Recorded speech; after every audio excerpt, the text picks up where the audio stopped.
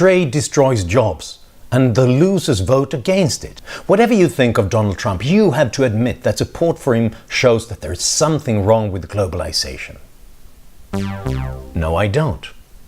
According to a Gallup study, Trump supporters are actually somewhat better off than other voters, even within the group of white voters, and they are no more likely to be unemployed. Contrary to all expectations, Trump support declines as a region's exposure to trade and immigration increases.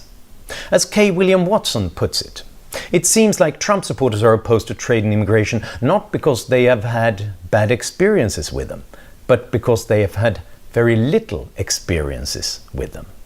So they only hear about it from the horror stories on the news, or from protectionists like Trump or Hillary Clinton in an election year.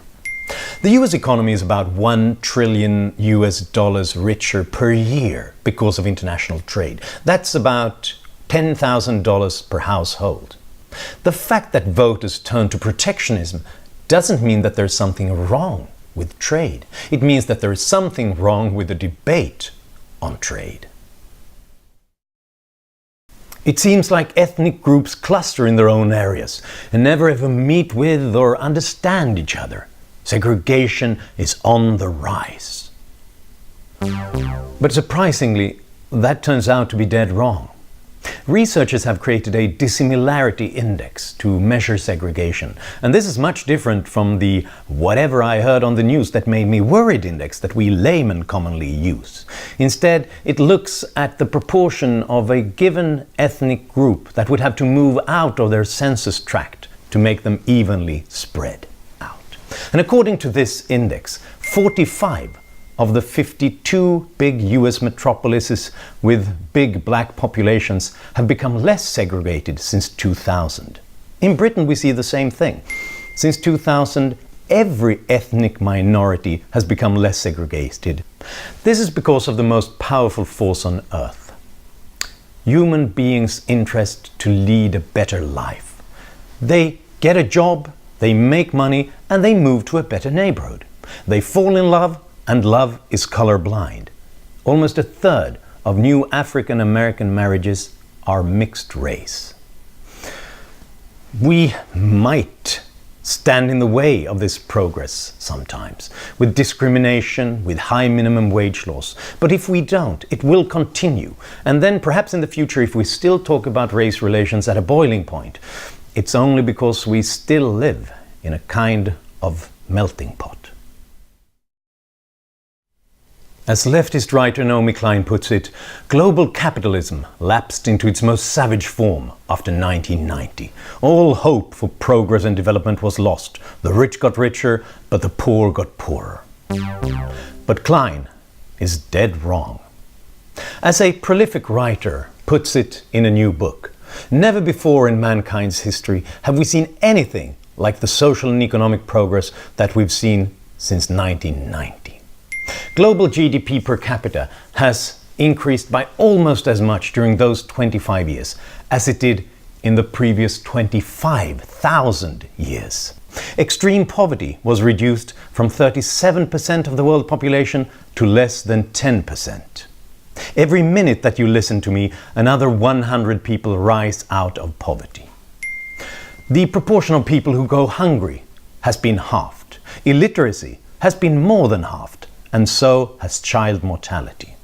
The proportion of countries that are democracies increased from 46 to 64%.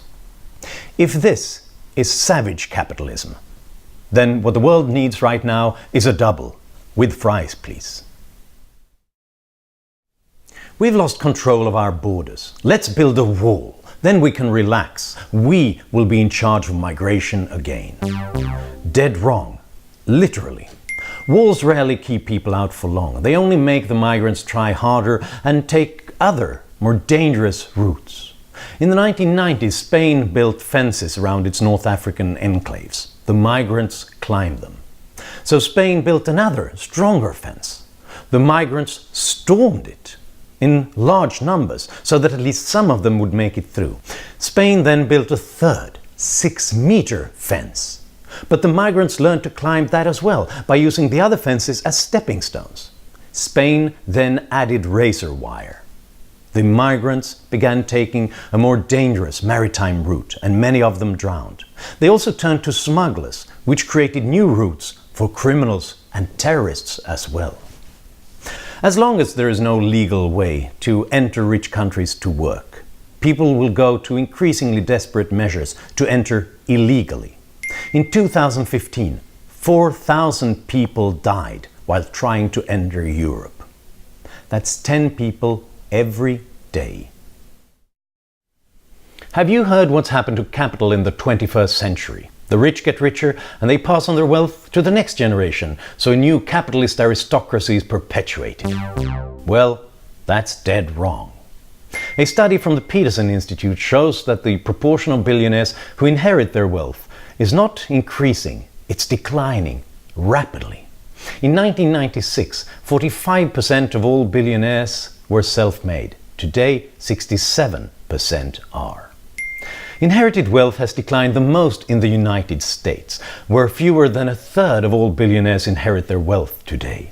Apparently, free markets and ruthless competition makes it possible for outsiders to beat incumbents. Europe, with all its protections, does worse. Here, more than half of all billionaires still inherit their wealth. Capitalism in the United States is ruthless to the rich. Wealth is created and lost at a nearly constant rate, so that the median fortune is roughly the same age today as it was in 2001. Shirt sleeves to shirt sleeves in 3 generations, as the saying goes. Only now it's down to 2 generations. On election night, as Donald Trump triumphed, someone tweeted, "Maybe if we'd called more people racist in louder voices, this wouldn't be happening right now." Of course he was being ironic, but this sentiment is so dead wrong that we have to talk about it. Because there's reason to think that the identity politics of the left has contributed to the rise of the anti-immigrant populism of the right. If people read fabricated news stories about how different groups meet and integrate, they express more tolerant values afterwards. But if they read fabricated news stories about more diversity and more separation, they become more intolerant against minorities and they express more reactionary views in other policy areas as well. So if you want people to be more intolerant, you should talk about differences all the time. How groups are different from one another. How you can never understand a person from another group with other experiences. And if you think that your 2 cultures can meet, it's just cultural appropriation. And if you don't agree, you're a racist. Unfortunately, this is exactly what the postmodern left has done. Who sows identity wind shall reap identity storm. We have to talk about the elephant graph in the room. This famous graph looks like an elephant because it shows that all the world's poor and the very richest in rich countries increased their incomes a lot between 1988 and 2008. But look at the West's middle class. Nothing. They are the losers of globalization. Dead wrong. Graphs like these only look at relative income groups. They don't take into consideration that the composition of these groups change all the time. First, data from many poor countries were available only for later years, and their addition seems to drag down wages. Second, the population grows faster in poor countries than in rich countries, so the addition of more poor people gives them more space in every income group, which seems to drag down wages as well. Third, there was stagnation and even decline in some mature economies, like Japan's and former communist states, but that is not where the Western middle class lives. If we keep the selection of countries and population stable and only look at the Western middle class, their added income grows from the 0% in the elephant graph to 45%. It's the opposite of a Pyrrhic victory. One more loss like that and we win. Now the trade war is upon us and the big boys are imposing tariffs. What's a small country to do? Fight back. An eye for an eye and a tariff for a tariff. Nah. That's dead wrong. Trump's trade war is bad for the world and it's bad for America. But just because your neighbor throws rocks in his harbor doesn't mean you should throw rocks in your harbor. A recent World Bank paper looked at 4 different options for a developing country in the trade war. And it turns out that the worst option is to fight back. It creates inefficiencies because then you have to devote resources to producing things you're not very good at producing. Exports for the average developing country would decline by 0.3% and GDP by 0.2%, twice the costs of doing nothing. But even better than doing nothing would be to sign trade agreements with all other countries than the US in the middle of the trade war. This would increase exports by 1.7% and increase GDP by 0.4%. For Latin American and Caribbean countries close to the United States, one option was even better than trade agreements with everybody else. And that option was turn the other cheek. When Trump imposes tariffs on you, drop your own tariffs. As usual, whatever the question, the answer is free trade. Oh, it's that time of year. And it's a little bit scary because we're all waiting for the big one, the great pandemic. And because of modern travel, it will rapidly spread around the world and kill us all. Nah, that's dead wrong. New diseases don't come from nowhere. They're often new versions of old strains. And if you have been exposed to one of them, you have probably developed some sort of resistance to it. In the light of this, a team of researchers looked at the impact of varying travel rates on the probability of a major pandemic. And they found that frequent travel between populations create widespread immunity. We do catch a lot of bugs when we're flying around the world, but this also functions as a natural vaccination. In a more connected world, high virulence strains are less likely and potentially smaller when they do arrive. The researchers speculate that this might help explain the absence of a global pandemic as severe as the Spanish flu in the last 100 years.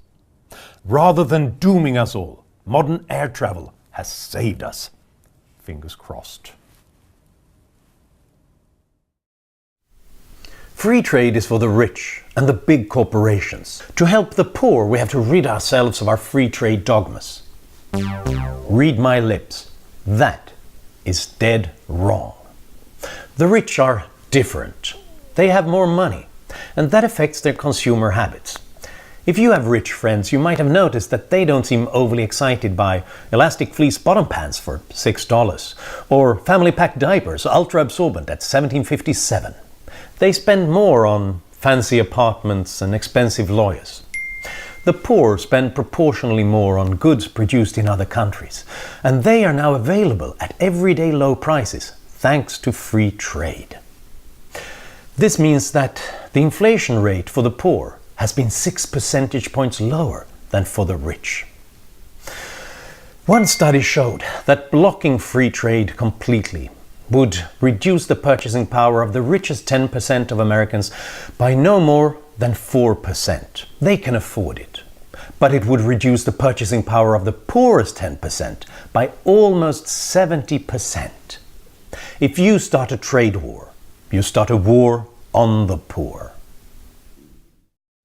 We need unifying symbols and institutions in our increasingly diverse and globalized societies. So why not reintroduce the military draft, which was a melting pot for people from all backgrounds and where troubled kids were straightened out? Dead wrong.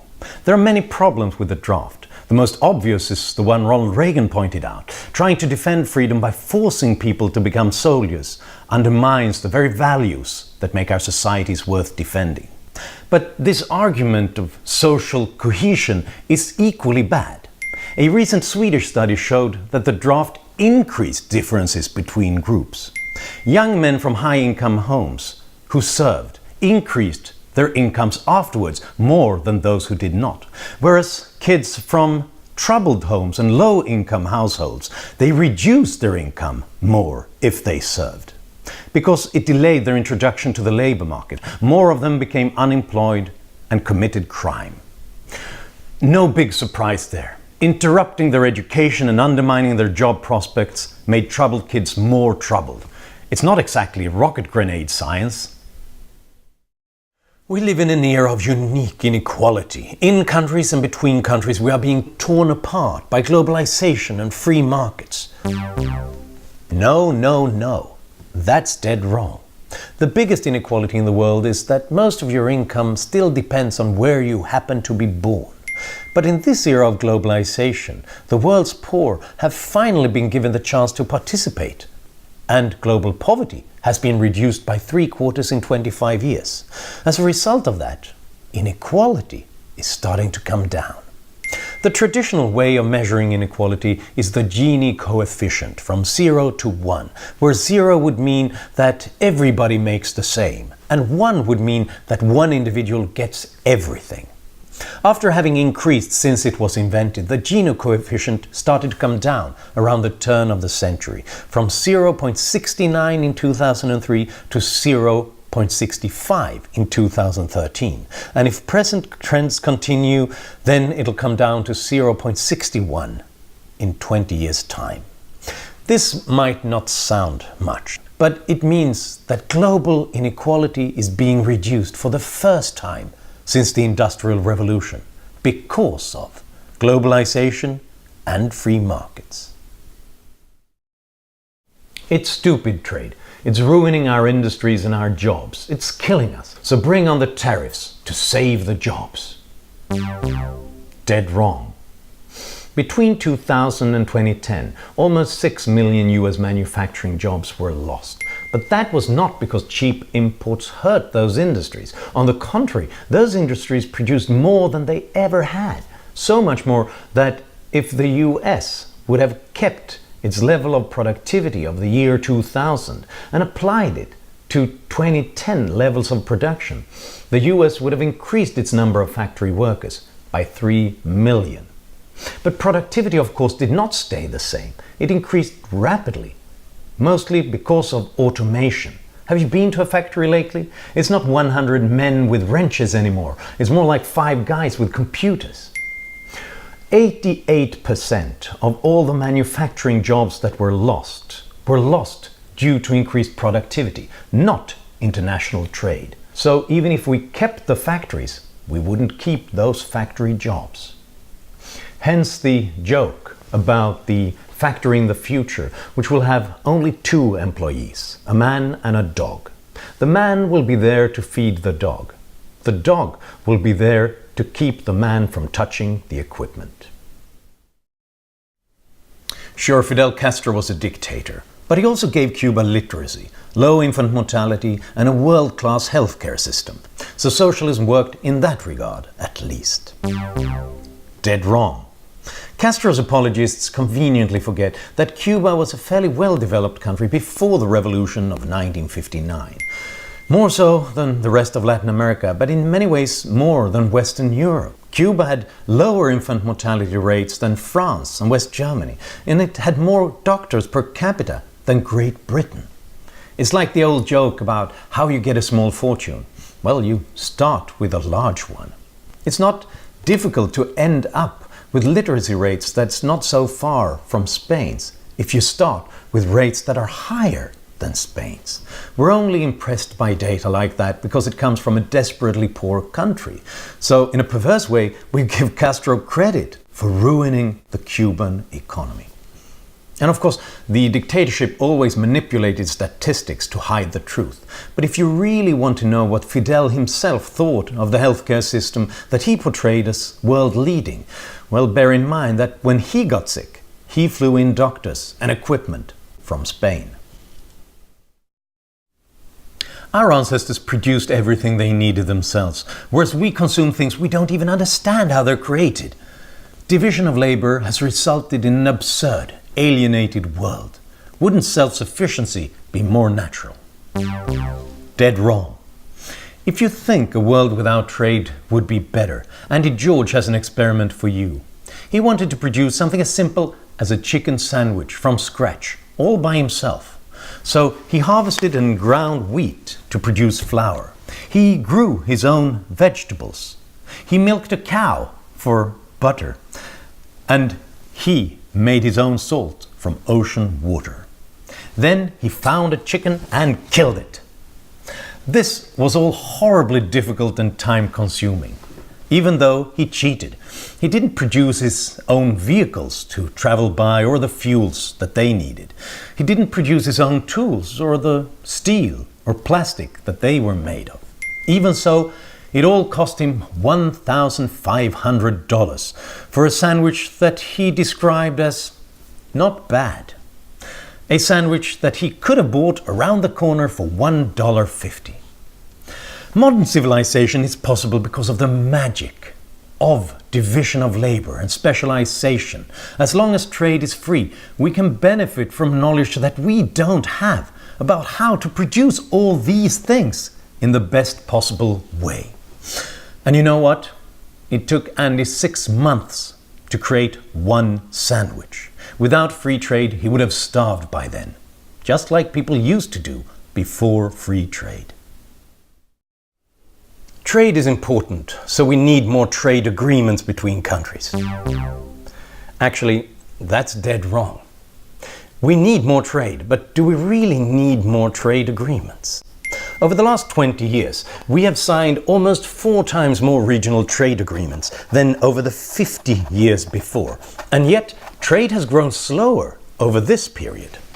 One reason is that these trade agreements come with complicated rules of origins and preferential treatments. And since every product contains components from tons of different countries, the result is overlapping and costly rules. The trade economist Jagdish Bhagwati has likened this resulting crisscrossing of tariffs and barriers to a bowl of spaghetti. You can't untangle this. We don't have to swallow this bureaucracy. We can have world trade agreements where every country treats the others the same. Or even better, we can unilaterally abolish all these tariffs that hurt us so much. If other countries deny themselves the freedom to choose from a bigger menu, then it's not retaliation if you do the same. It's just a way to spoil your dinner. There are differences in intelligence between nations and groups, and they are based on genetic differences. Just look at the gap in IQ scores between ethnic groups in America. Dead wrong. Intelligence is not fixed. Researchers have documented a rapid increase in IQ scores for almost every group in almost every nation after the Second World War.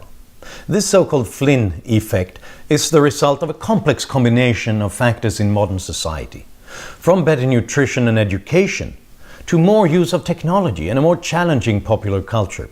Yes, really. Therefore, it's not strange that privileged groups who got access to this first had a head start, but other groups catch up as they modernize. 100 years ago, Italian and Polish immigrants to the United States registered 15 points lower on IQ scores than the average. But 50 years later, the Italians had caught up, and the Poles had passed the average by 9 IQ points. So, if you think that those gaps are given, you're not particularly smart. But don't worry, it's not genetically determined. You can evolve. Go read a book. If some countries don't tax their carbon dioxide emissions, their dirty production will outcompete our greener industries. So we need climate tariffs on imports, so that all the products pay for the pollution at the border. Dead wrong. We don't know all about the emissions in our own country. So how could we possibly calculate the emissions from every product in every factory on the other side of the planet? It would be a completely arbitrary exercise. And the problem is that arbitrary is often synonymous with corrupt. This would be a bonanza for powerful domestic companies who want to punish products who just happens to compete with them. And wouldn't it be a nightmare to try and reach some sort of international agreement on this? When China and the US tried to come up with a common approach, the Chinese wanted to include how workers get to the factory in the morning, because the Chinese often take the bike. So it wouldn't work. But what's more, it wouldn't help.